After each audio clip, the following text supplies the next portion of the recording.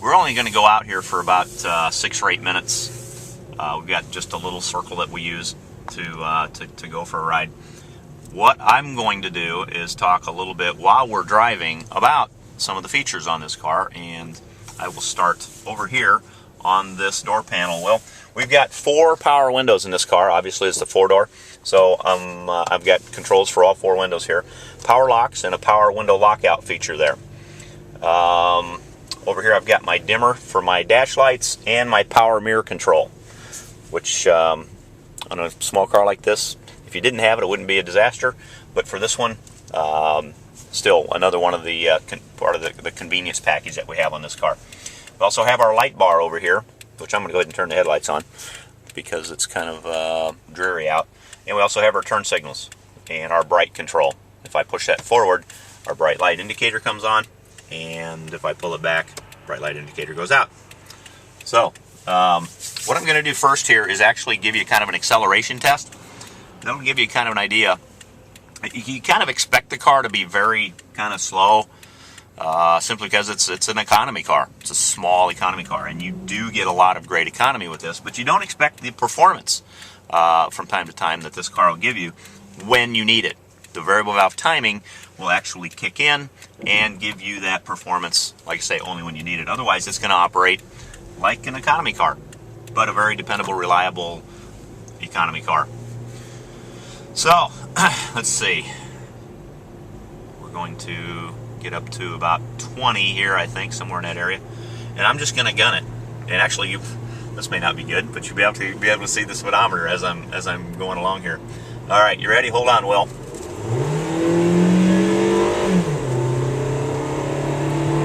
And that's not good, but... And there's 60 miles an hour. Just like that.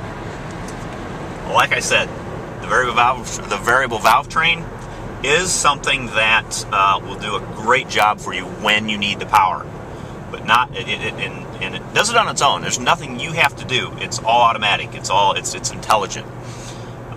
So enough of that. I like this car because it's still so quiet. It's a small car. You don't expect it to ride and be as quiet as it is. But we're on kind of a rough pea gravel road here, and I think that if I be quiet here for a minute, you'll still be able to basically tell how quiet it is, because even if I whisper, you can still hear me, which is kind of cool. Might be able to hear some of that wind blowing across the car as we're driving along, because it is kind of a windy day. All right, back to the column here. This is our wiper bar.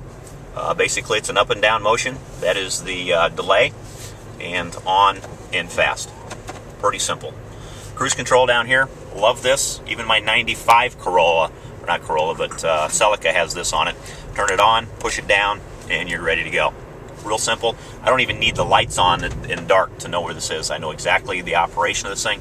It's always right there, and I don't need to see which button to push or how to operate it. I'm going to turn...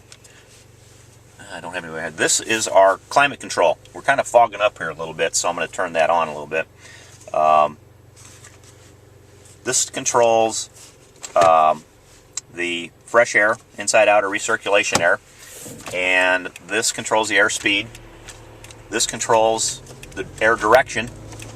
We need a little bit of air up there. And this controls the air temperature. That's your rear window defogger and your air conditioning button. Probably use the rear window defogger. So that's your climate control system. Real neat, real clean, real easy to use. So, up here, a little farther up, Will, is our AM/FM radio. It's an AM/FM CD stereo system with an audio auxiliary input jack, which is here somewhere. It might even actually be over here. I don't know. If not, it's probably in the glove box. Is it over there? Good. All right. Yeah, it makes it a little easy, real easy to plug in. A nice little slot there to put your player in when it's playing. So it's pretty well thought out. All right. As we're just kind of tooling along here, we're going to be coming up to the on-ramp here pretty quick. You'll notice on the gauges up there, you've got your tachometer, your speedometer, and you've got an LED readout, which has our clock It's got our odometer and our fuel gauge in there. So it's really simple to see exactly the right information you need from time to time when you're driving the vehicle. And I like that it's top center, so that there's just a glance to the right. It's not an actual down motion on this, so it's actually a bit safer to have that information that far up on the center console, because it's right there. All right, let's get up to speed. I like being at highway speed when we get to the highway. That way you can merge right into traffic just like you're supposed to without slowing anybody down. So we are at 65, which is a highway speed. We're going to merge into traffic here just like nobody's business. Just like that. Didn't even hardly break a sweat. I didn't have to really kick it. It's just boom, off we go. That's kind of cool. We talked a little bit about some of the star safety features. One being the analog brakes, which actually allows you to steer during an emergency braking situation.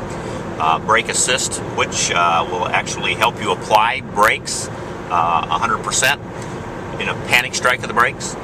We've got electronic brake force distribution, which gives the vehicle, or gives each wheel the ability to brake up to its own individual maximum braking capability. And we've got traction control, which will stop a spinning wheel and force the power to another wheel that has grip, and stability programming that helps you corner in bad weather. I'm going to do a quick break for you up here. Well, maybe not. I got traffic behind me. Sorry. We like doing a quick brake thing. Well, maybe when we get up here to the stop sign, we'll hit the brakes a little harder, so that you get an idea of just how good the brakes are on this thing. It'll stop, and I mean stop really good. One of the things Toyota likes foremost is safety. They know you as a customer are not a good customer if you don't come back safely and buy another car from us. So we like seeing our customers again and again. We're almost back to the dealership here. We'll touch real quick on some of the passive safety features. We've got a full array of airbags, 7 of them in every Toyota. We've got the smart front airbags for the front driver and passenger, which are multi-stage, so they can actually vary depending on the extreme of the accident. You've got seat-mounted side airbags, which actually will come out right out of the seat, so that they'll actually give you the maximum amount of protection, so that no matter where your seat is, it'll work properly. It's got curtain airbags that come out of the ceiling, or out of the door edge here, for all 4 outboard passengers, so that when that deploys, it keeps debris from coming in, but it also protects your head, because if you are banging your head on something hard, that could be the most debilitating injury. In fact, it is the largest debilitating injury for long-term injury of any other injury to the body. So the more you can protect the head, the better off you'll be. Gosh, we've covered I think just about everything here, Will. Except for the driver knee blocker airbag.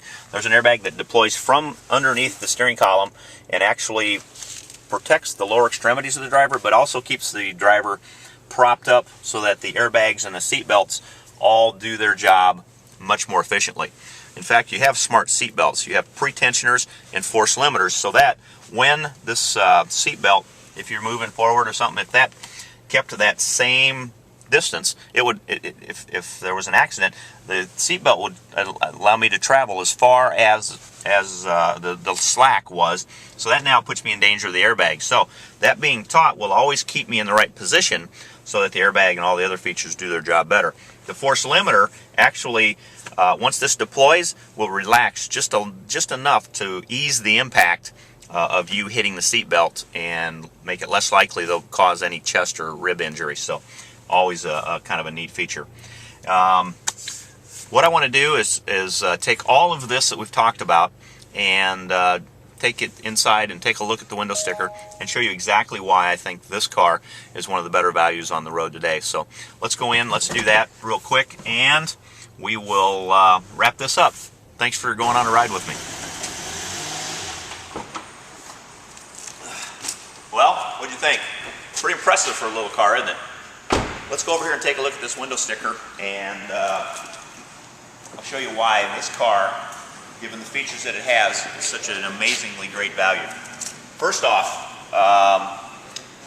not sure why, but this car is not rated by the National Insurance Institute, so I can't give you those ratings, but I know that you're going to find 4 and 5 stars in almost every area here, because that's just the way all Toyotas are rated. Very, very safe. Fuel economy on this car, as you would expect, 29 city, 35 highway. Now that's an estimate.